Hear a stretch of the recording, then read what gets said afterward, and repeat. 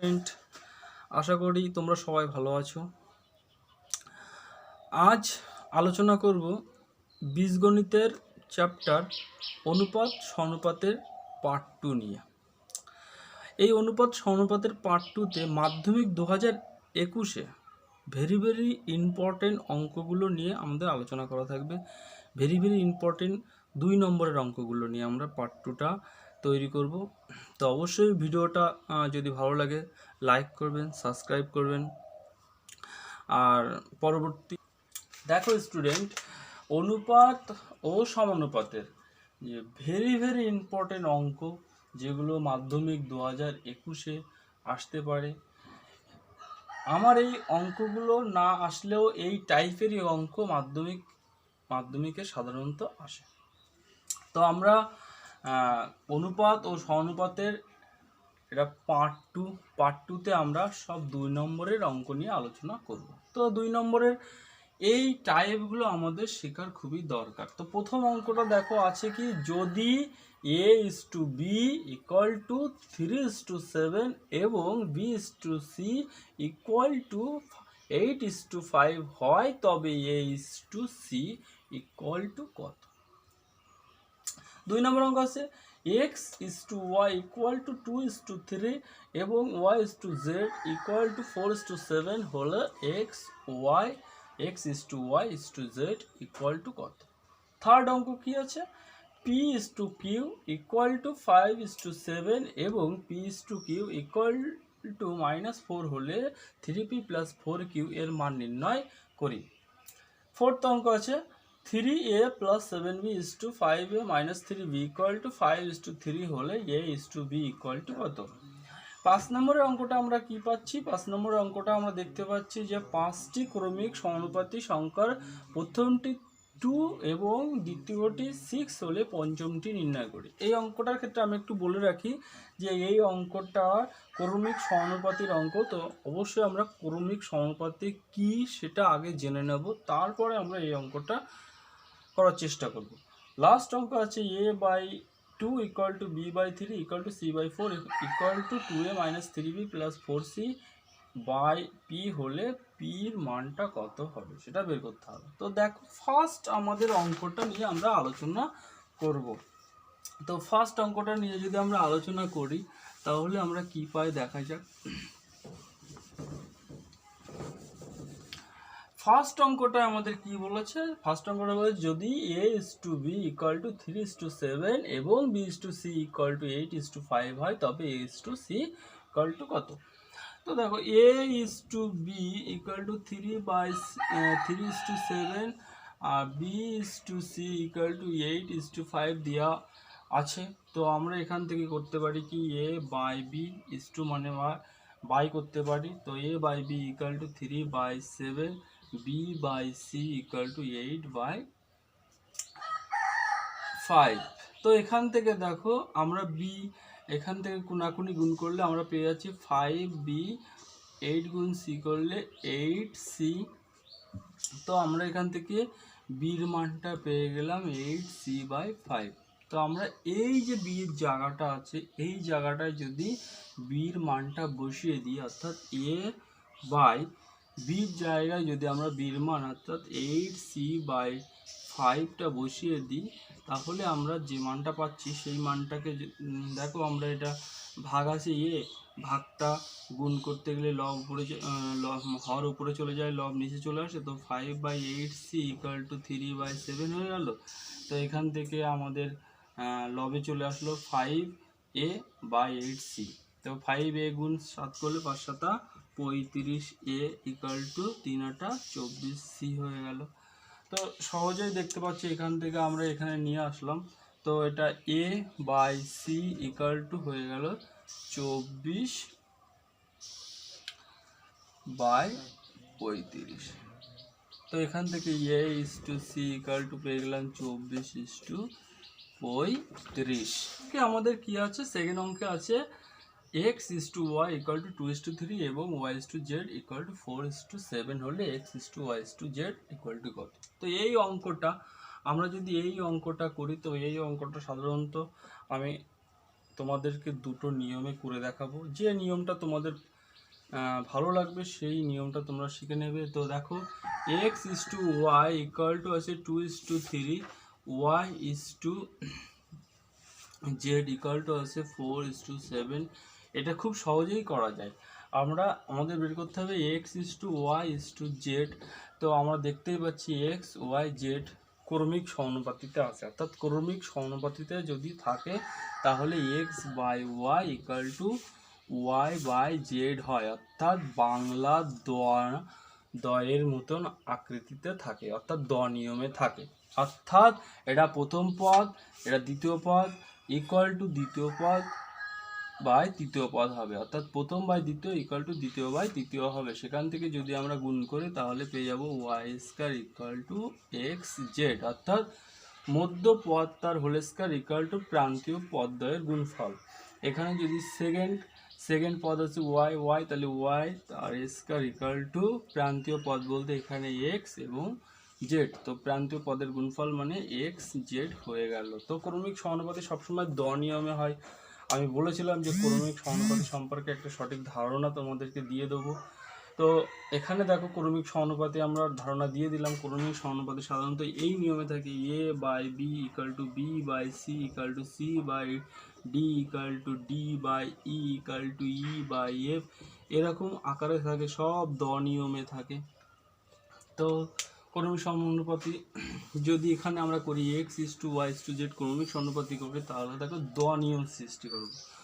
দ নিয়ম যদি করি এইটা এইটা এইটা এইটা, অর্থাৎ এই আসছে দ, এই যাচ্ছে এই আসছে, তাহলে এই যাবে মানে গুণ হবে।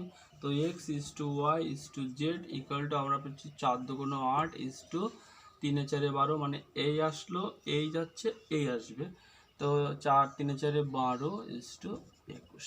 তো আমাদের x is to Y is to z বেরিয়ে গেল এক্স ইজ টু 8:12:21। তো এটা খুব সহজেই আমরা করতে পারি, কিন্তু এই আমাদের যদি 2 নম্বরের আসে, আমরা যদি এইভাবে অঙ্কটা করার চেষ্টা করি বা করে ফেলি তাহলে কিন্তু আমাদের 2 নম্বর নাও পেতে পারি। তো 2 নম্বর পেতে হলে আমাদের কি করতে হবে দেখো, তাহলে X is to Y equal to দেওয়া আছে 2:3 ও Y is to Z equal to দেওয়া আছে 4:7। তো দেখো এখান থেকে আমরা X by Y equal to 2/3 করে নিচ্ছি, Y by Z equal to 4/7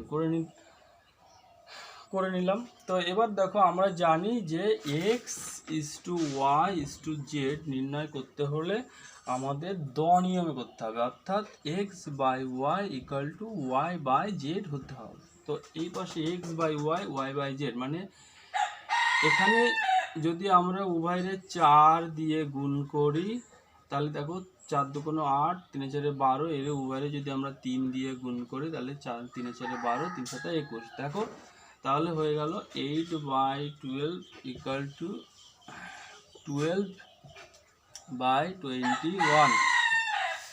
তো এই হলো।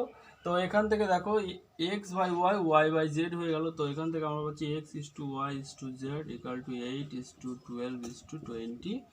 তো আমরা এই নিয়মেও করতে পারি। অঙ্ক আমাদের কি ছিল, থার্ড অঙ্ক আমাদের ছিল p is to q equal to 5:7 এবং p minus q equal to 4 হলে আমাদের বের করতে হবে 3p plus 4q equal to কত। তো দেখো p is to q equal to 5:7 ও p minus q equal to 4 এখানে দেওয়া আছে। তো এখানে আমাদের বের করতে হবে 3p প্লাস 4q এর মানটা। তো এই অঙ্কটাও আমি তোমাদের দুটো টাইপে দেখাবো, দুটো টাইপের ভিতরে যে টাইপটা তোমাদের পছন্দ হবে সেই টাইপটা তোমরা নিয়ে নেবে। তো দেখো এখান থেকে ইজিলি আমরা দেখতে পাচ্ছি p by q equal to 5/7। তো এখান থেকে আমরা যদি এটা ইকুয়াল টু কে ধরি, একটা সমানুপাত ধ্রুবক ধরি কেটা, যেখানে আমরা লিখতে পারি কে ইকুয়াল টু অশূন্য সমানুপাত ধ্রুবক বা সমানুপাতি ধ্রুবক, ঠিক আছে। ধরলে এখান থেকে এখান থেকে আমরা কোনাকুনি ইন্টারচেঞ্জ করলাম, কোনাকুনি ইন্টারচেঞ্জ করলে পি আর এই কিউটা যদি 5-এর জায়গায় আসে, 5টা যদি কিউয়ের জায়গায় আসে তাহলে কোনো মানের পরিবর্তন হয় না, অর্থাৎ p/5 ইকুয়াল টু হয়ে গেল q/7 ইকুয়াল টু কে হয়ে গেল। তো সেখান থেকে দেখো p/5 ইকুয়াল টু কে ধরতে পারি আর q/7 ইকুয়াল টু কে ধরতে পারি। তো p ইকুয়াল টু হয়ে গেল 5k, q ইকুয়াল টু আমরা পেয়ে গেলাম 7k। তো ইজিলি আমরা এখানে p এর মানটা 5k আর q এর মানটা 7k পেয়ে গেলাম। তো এখান থেকে p আর q এর মানটা যদি আমরা বসিয়ে দিই, p এর জায়গায় যদি 5k বসাই অর্থাৎ 5k মাইনাস q এর জায়গায় যদি 7k ইকুয়াল টু 4 বসিয়ে দিই তাহলে -2k ইকুয়াল টু 4 হয়ে যাচ্ছে। তো k ইকুয়াল টু হয়ে গেল -2, k ইকুয়াল টু -2 আমরা পেয়ে গেলাম। তো সরি আমাদের এখানে -4 ছিল, তো মিস হয়ে গেছে -4। তো এখানে -4 অঙ্কে দেওয়া ছিল দেখো সবাই। তো মাইনাস মাইনাস এখান থেকে যদি আমরা কেটে দিই কে ইকুয়াল টু আমরা পেয়ে গেলাম শুধু 2, অর্থাৎ তাহলে এখানে পির মানটা হয়ে গেল 5 2 10, কিউ ইকুয়াল টু হয়ে গেল 14। তো এবার আমরা এই পি এর মানটা আর কিউ এর মানটা পেয়ে গেলাম। সেই পি এর মানটা আর কিউ এর মানটা যদি আমরা এখানে বসিয়ে দিই অর্থাৎ 3 ইন্টু পি মানে 10 প্লাস 4 ইন্টু 14 ইকুয়াল টু তাহলে 30 প্লাস 16 56। তো আমরা 30 56 যোগ করলে পেয়ে গেলাম 86। তো এখান থেকে 3p প্লাস 4q এর মানটা আমরা পেয়ে গেলাম। একটা নিয়ম হতে পারে, এইভাবে তোমরা করতে পারো, অবশ্যই 2 নম্বরের জন্য পারফেক্ট নিয়ম এটা। সেকেন্ড নিয়মটা দেখো কিভাবে আমরা করব। সেকেন্ড নিয়মটা হচ্ছে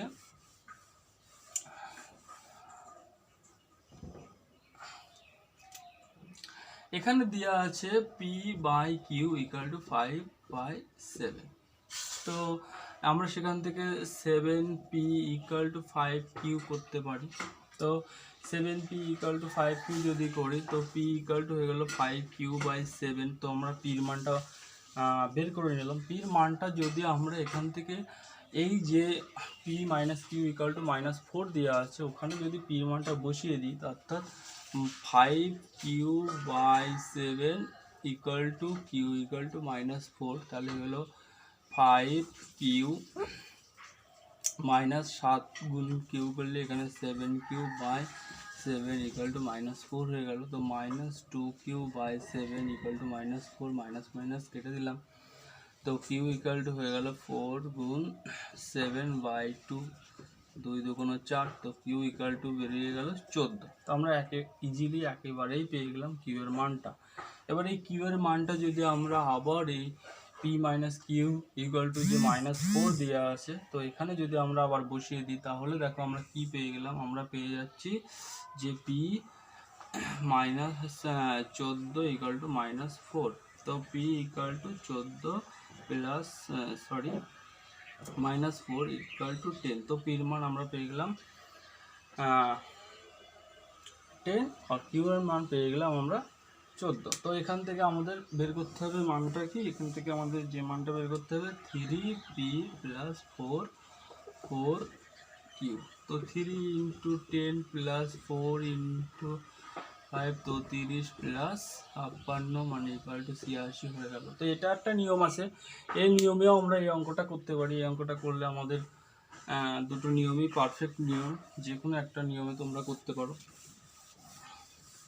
এবার আমরা আলোচনা করব ফোর্থ অঙ্ক নিয়ে। আমাদের ফোর্থ অঙ্কটা কি ছিল? ফোর্থ অঙ্কটা আমাদের ছিল যে 3a plus 7b is to 5a minus 3b equal to 5:3 হলে a ইজ টু b।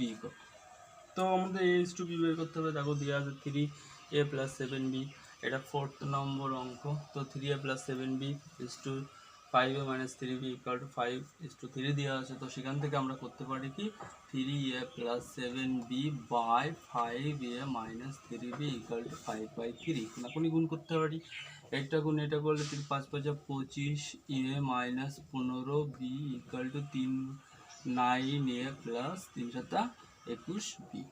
তো আমরা দেখো এগুলো সব লেফট হ্যান্ড সাইডে নিয়ে আসবো ও বিগুলো সব রাইট হ্যান্ড সাইডে আমরা নিয়ে যাব। তো যদি এগুলো লেফট হ্যান্ড সাইডে নিয়ে আসি তাহলে 25a minus 9a equal to 21b plus 15b। এটা ওই পাশে চলে গেলে প্লাস হয়ে গেল, এটা এ পাশে চলে আসলে মাইনাস হয়ে গেল। তো সেখান থেকে 25 এর থেকে 9a বাদ যাবে, আমরা জানি সবাই যে বড়টার থেকে ছোটোটা বাদ দিতে হয়। তো এখান থেকে পড়ে থাকলো 16a, এখান থেকে পড়ে থাকলো 36b। তো দেখ সবাই এই বিটা এপাশে আসলে বাই বি হয়ে গেল, তো 36 এই 16টা ওপাশে গেলে 22 হয়ে গেল। তো a/b ইকুয়াল টু হয়ে গেল 36:16। আমরা সবাই জানি অনুপাত লঘিষ্ঠ আকারে প্রকাশ করতে হয়। লঘিষ্ঠ আকারে প্রকাশ করার নিয়মটা একটু বলে দিই। লঘিষ্ঠ আকারে প্রকাশ করতে হলে উভয় পদকে যে সংখ্যা দিয়ে ভাগ করা যাবে সেই সংখ্যা দিয়ে ভাগ করে ছোট করতে হবে। তো এখানে উভয়ের 2 দিয়ে ভাগ করা হচ্ছে, তো 18 দুগুণ 36 আর হচ্ছে 8 দুগুণ 16। এখনও ছোট করা যাচ্ছে যে 9 দুগুণ 18 4 দুগুণ 8। তো এখনও এখানে হলো 9:4। তো অতএব এখান থেকে আমরা বলতে পারি যে a/b ইকুয়াল টু 9:4।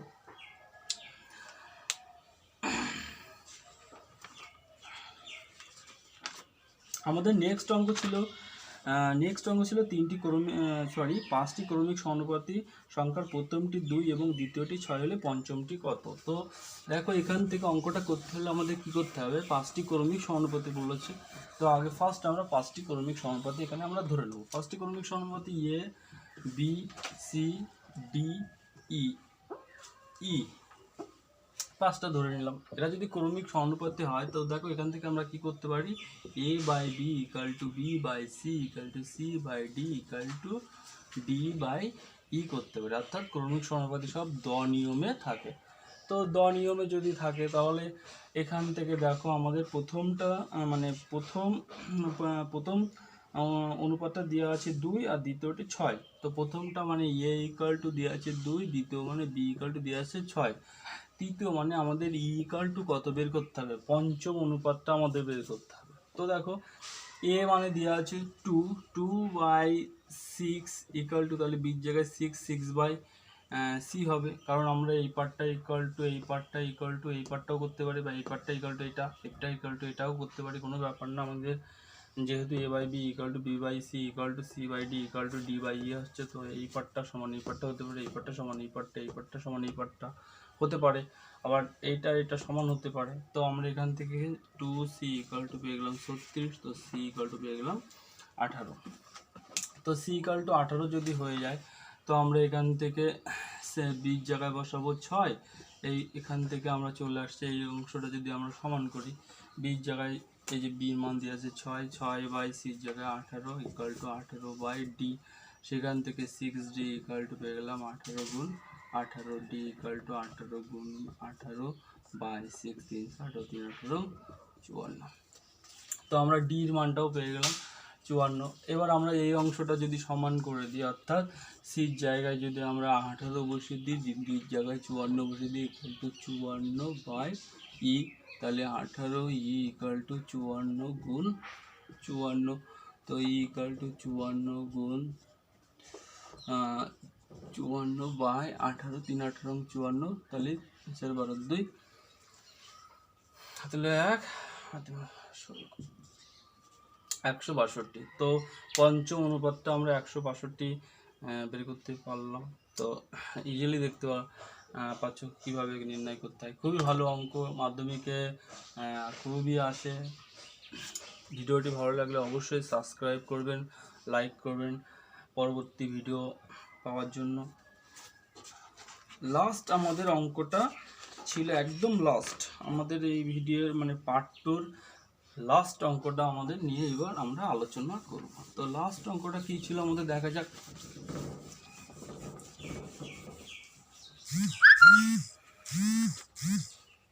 লাস্ট অঙ্কটা ছিল a by 2 equal to B by 3 equal to C by 4 equal to 2a minus 3b plus 4c by p হলে পি ইকুয়াল টু কত। তো দেখো সব যে এটা যদি আমরা ইকুয়াল টু কে ধরে নিই, কে একটা সমানুপাতিক ধ্রুবক যদি ধরে নিই, তাহলে A by 2 equal to K করতে পারি, B by 3 equal to K করতে পারি, C by 4 equal to K, এটা ইকুয়াল টু কে। তো এখান থেকে A by 2 equal to K করলে পেয়ে গেলাম A equal to 2 K, B by 3 equal to K যদি করি তাহলে বি ইকুয়াল টু পেয়ে গেলাম 3 K, C by 4 equal to যদি কে করি তাহলে সি ইকুয়াল টু 4 কে, আর 2a minus 3b plus 4c by P equal to K করলে আমরা পেয়ে গেলাম 2a minus 3b plus 4c equal to P K. তো আমরা এখানে সব এই এর মানটা, বির মানটা, সির মানটা আমরা এখানে বসিয়ে দিতে পারি। তো আমরা যদি বসিয়ে দিই তাহলে কি হচ্ছে দেখা যাক, এ মান 2 কে, তাহলে 2 into 2 K minus 3 into 3 K plus 4 into 4 K equal to P K. তো দেখো এখান থেকে আমরা পেয়ে যাচ্ছি 4 K minus 9 K plus 16 K equal to P K. তো 16 আর 20, 20 K minus 9 K equal to P K. তো এখান থেকে 11 K equal to P K, K K আমরা উভয় সাইডে থেকে কেটে দিতে পারি, তো পি ইকুয়াল টু অবশ্যই পেয়ে গেলাম 11। হ্যাঁ, তো এখান থেকে সহজে দেখতে পারলাম পির মানটা কীভাবে নির্ণয় করতে হয়। অবশ্যই ভিডিওটি ভালো লাগলে সাবস্ক্রাইব করবেন, লাইক করবেন। Thank you.